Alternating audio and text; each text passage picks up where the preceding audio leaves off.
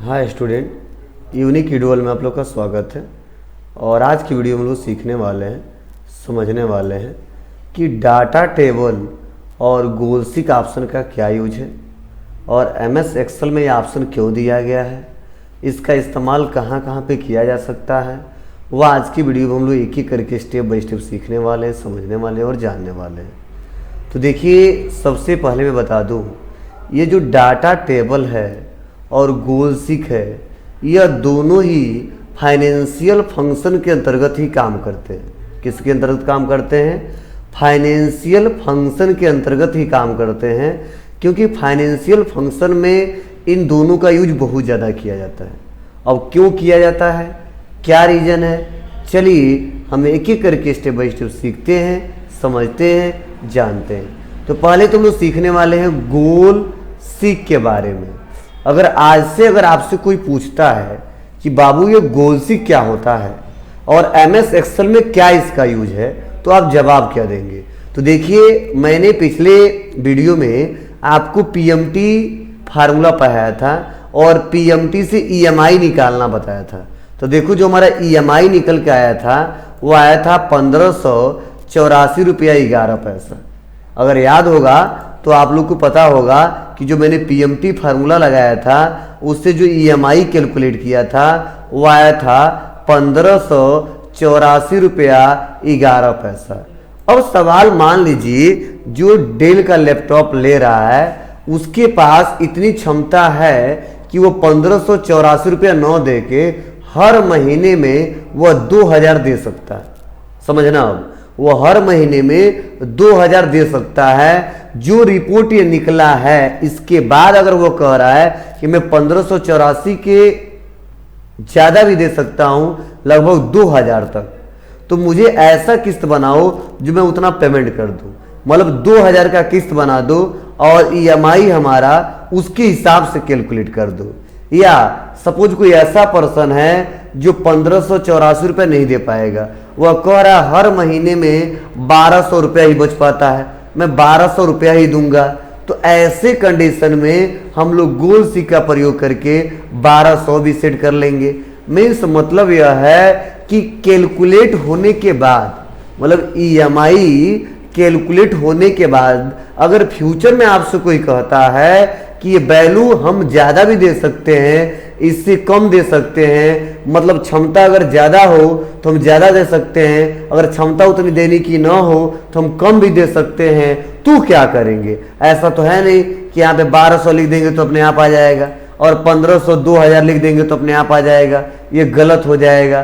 तो इसके लिए हम लोग गोलसीक का प्रयोग करके जब चाहेंगे हम 1200 लेके आ सकते हैं, जब चाहेंगे 2000 लेके आ सकते हैं। बस एक छोटा सा स्टेप आपको फॉलो करना पड़ेगा।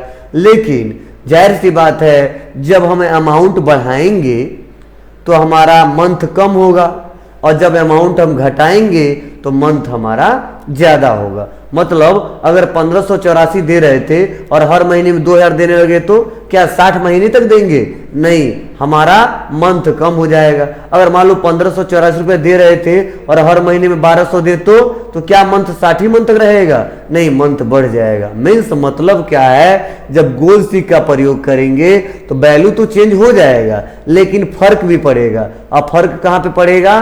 मंथ पे पड़ेगा। और मैक्सिमम लोग चेंजिंग वैल्यू में मंथ ही सेलेक्ट करते हैं। अब क्वेश्चन कैसे निकालोगे आप, क्या इसका स्टेप है, हमको बताइए। तो बहुत ही सिंपल सा स्टेप है। आप उस ईएमआई को सेलेक्ट कर लीजिए या इसको कॉपी कर लीजिए और कॉपी करके बगल में जो पहले निकला था वह क्या था, और बगल में यहाँ पे आके उसको पेस्ट कर दीजिए और इसको थोड़ा बड़ा कर दीजिए।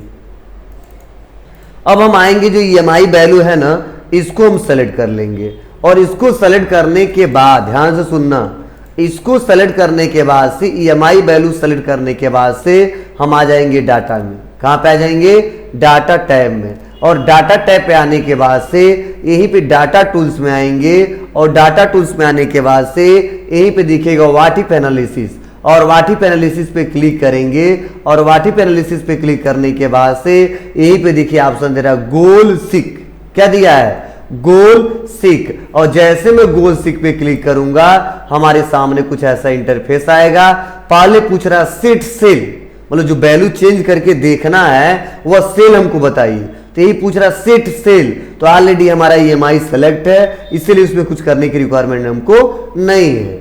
जस्ट उसके बाद से आएंगे, अगला पूछ रहा है टू वैल्यू, मतलब टू वैल्यू मतलब इस वैल्यू की जगह क्या वैल्यू देखना है आपको, तो ब्रैकेट के अंदर लिखना पड़ेगा। कितना, तो मुझे 2000 देना है, तो मैं लिख दूंगा 2000 और ब्रैकेट को हम कर देंगे बंद।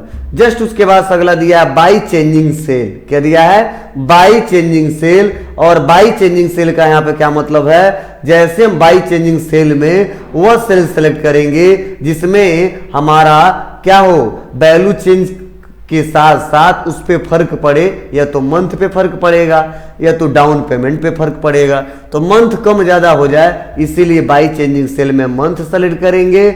और इतना करने के बाद से जस्ट हम ओके करेंगे। ओके करते देखिए यहाँ पे ओके करेंगे, देखिए टारगेट वैल्यू कितना आ गया, 2000 आ गया, और मंथ कितना आ गया, ठीक है 45 मंथ आ गया। मीन्स क्या फायदा हुआ, हम ज्यादा से ज्यादा पैसा जब देने लगे तो 60 मंथ की जगह कितना हो गया, 45 मंथ हो गया। तो इस प्रकार आप आसानी तरीके से गोल्सी का इस्तेमाल कर सकते हैं और इसका रिजल्ट निकाल सकते हैं। बहुत सिंपल सा तरीका है, जब वैल्यू बढ़ाना हो तो बढ़ा भी सकते हैं, वैल्यू घटाना हो तो घटा भी सकते हैं। जस्ट उसके बाद से अगला जो हमारा पॉइंट दिया है वह दिया है वाटिप एनालिसिस में, जस्ट यहाँ पे दिया है डाटा टेबल। क्या दिया है, डाटा टेबल। अब डाटा टेबल होता क्या है, देखो डाटा टेबल जो होता है ना, इसका इस्तेमाल भी हम लोग बहुत ज्यादा करेंगे। क्यों करेंगे, क्या रीजन है, थोड़ा समझने की कोशिश करना। जैसे सपोज अगर आपसे कोई सवाल कर दे कि सर अगर मान लीजिए हमको 60 मंथ का, ध्यान दीजिएगा, हमको 60 मंथ का देना था तो मैं इतना दे रहा हूं। अगर वही मान लीजिए 50 मंथ का देना हो तो यहाँ पे 50 लिखेंगे तो वैल्यू चेंज होके चला आएगा, 1800 देना होगा। अगर वही 24 मंथ का देना हो तो यहाँ पे लिखेंगे 24 मंथ और 35 81 आ गया। तो अगर कई बार ऐसा होता है ना कि लोन अमाउंट भी हमारा सेम होता है और इंटरेस्ट रेट भी सेम होता है। इंटरेस्ट रेट तो हमेशा सेम होता है, लोन अमाउंट कम ज्यादा हो सकता है। तो अगर मान लो लोन अमाउंट हमारा सेम हो और वहां पे क्या हो, मंथ हमारा अलग अलग हो। मंथ अलग अलग होने का मतलब क्या है, मतलब जितने लोग गाड़ी ले रहे हैं, ठीक है, जो हमारे पास आ रहे हैं, ठीक है, सबका लोन अमाउंट लगभग फिक्स हमने किया है कि अगर 1 लाख का गाड़ी है तो आप क्या करिए 20,000 जमा कर दीजिए और 80,000 का लोन अमाउंट आपका क्रिएट हो जाएगा, उसी पे मैं फाइनेंस कर दूंगा। लेकिन अब उस पे भी कई लोग कह रहे हैं कि हम 12 महीने के लिए फाइनेंस कराएंगे, कई लोग कह रहे हैं हम 18 महीने के लिए फाइनेंस कराएंगे, कई लोग कह रहे हैं हम 84 मंथ के लिए फाइनेंस कराएंगे। मतलब वैल्यू हमारा 80,000 ही है, लेकिन उसी भी पैसे पे कोई कह रहा है हम 12 महीने में भी पेमेंट कर देंगे पूरा आपका, कोई कहता है 18 महीने में पेमेंट करेंगे पूरा आपका, कोई कहता है कि हम 2 साल में जमा करेंगे, मतलब 24 मंथ में पेमेंट करेंगे आपका। तो अगर आपके सामने ऐसा कंडीशन आता है कि लोन अमाउंट सेम है और मंथ वहां पे अलग है, किसी का 12 है, किसी का 18 है, किसी का 36 है, किसी का 48 है, किसी का 60 है, तो आपको परेशान होने की जरूरत नहीं है। और बार बार यहाँ पे 12 फिर से वैल्यू देखिए, फिर से वो गायब हो गया, फिर से 18 वैल्यू आ गया, फिर से 12 वाला गायब हो गया, तो ये बार बार परेशान होने की जरूरत नहीं है। आप लोग बहुत सिंपल तरीके से, आसानी तरीके से रिजल्ट निकाल सकते हैं। क्या करेंगे, तो पहले तो आपको 2 कॉलम को सेलेक्ट करना होगा और 2 कॉलम को सेलेक्ट करने के बाद से होम टैब पे आना होगा और फॉन्ट पे आना होगा और यहीं पे देखो ऑप्शन दिया ऑल बॉर्डर, और ऑल बॉर्डर पे क्लिक कर देना होगा। अब जैसे मैं ऑल बॉर्डर पे क्लिक करूंगा हमारे सामने कुछ ऐसा इंटरफेस आएगा।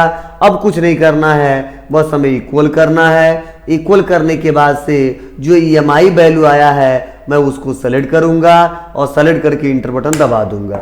तो देखो जो ये EMI वैल्यू आया है ना, वह कितने मंथ का आया है, वह 18 मंथ का आया है और कितने ब्याज पे, 7% ब्याज पे। क्या लोन अमाउंट था, 80,000 है। अब ऐसे ही कोई कह रहा 12 मंथ का, कोई 24, कोई 18, कोई 36, कोई 60, तो हम बार बार लिखते रहेंगे और टाइम लगेगा, बार बार वैल्यू नोट कराना पड़ेगा। अगर मैं सोच रहा हूं सारे मंथ का सारा EMI यहाँ पे आ जाए तो बहुत ही अच्छा रहेगा और बेटर तरीके से रिजल्ट भी देख लेंगे। तो बहुत ही सिंपल सा तरीका है। चलिए हम लोग एक एक करके देखते हैं, समझते हैं और जानते हैं। तो इसके लिए पहले मंथ लिखेंगे। तो मान लो हमने कर दिया 12, तब कर दिया 18, 24, यहाँ पे 36, मतलब अपने हिसाब से यहाँ पे मंथ हमने टाइप कर दिया और इसको मैं सेलेक्ट कर लूंगा, थोड़ा सा बोल्ड करूंगा, थोड़ा सा साइज बड़ा करूंगा। अब इतना करने के बाद से आपको कुछ नहीं करना है, इस पूरे वैल्यू को सेलेक्ट करना है और इस पूरे वैल्यू को सेलेक्ट करने के बाद से आपको आना है नंबर्स फॉर्मेट पे और नंबर्स फॉर्मेट में आने के बाद से यहाँ पे ले लेना है करेंसी। क्या ले लेना है? करेंसी। और करेंसी पे क्लिक करना है और करेंसी पे क्लिक करते देखो करेंसी हमारे सामने कुछ ऐसा आ गया है। आपको कुछ मत करना है, बस डाटा पे आना है और डाटा पे आने के बाद से व्हाट इफ एनालिसिस पे आना है और डाटा टेबल पे आना है और देखो दो ऑप्शन दे रहा है और रो इनपुट सेल और एक ऑप्शन दिया है कॉलम इनपुट सेल। बस हम कॉलम इनपुट सेल में आएंगे। आपको सर क्यों आओगे आप? क्योंकि जो डाटा हमने बनाया है हेडर वो कॉलम में बनाया है, इसीलिए कॉलम में आएंगे। अगर वही हेडर हमारा रो में होता तो हम रो लेते। तो कॉलम इनपुट सेल में हम लोग कॉलम लेंगे और कॉलम लेने के बाद से आपको करना क्या है, बस जो पुराना हमारा डाटा है मंथ वाला उस मंथ को बस सेलेक्ट कर लेना है और मंथ को सेलेक्ट करने के बाद से बस ओके दबाना है। ओके दबाते ही देखिए सबका रिजल्ट निकल के आ गया और जस्ट हम यहाँ पे सेलेक्ट करके और इसको भी हम बड़ा कर लेते हैं। और बड़ा करने के बाद से देखिए माइनस में डॉलर में आया है तो परेशान होने की जरूरत नहीं है। आपको यहाँ पे कामा कर देना है, यह वैल्यू गायब हो जाएगा। कामा कर देना है, यह वैल्यू गायब हो जाएगा। और इधर भी डॉलर को हटाना है तो कामा कर देंगे, गायब हो जाएगा। अब फायदा देखो क्या हुआ है, 12 महीने का भी आ गया, 18 महीने का भी आ गया, 24 महीने का भी आ गया, 36 महीने का भी आ गया, 48 महीने का भी आ गया। मतलब क्या हुआ है, वैल्यू बार बार हमको लिखना नहीं पड़ा। देखो 18 मंथ का कितना है, 46, 94, 85 है ना।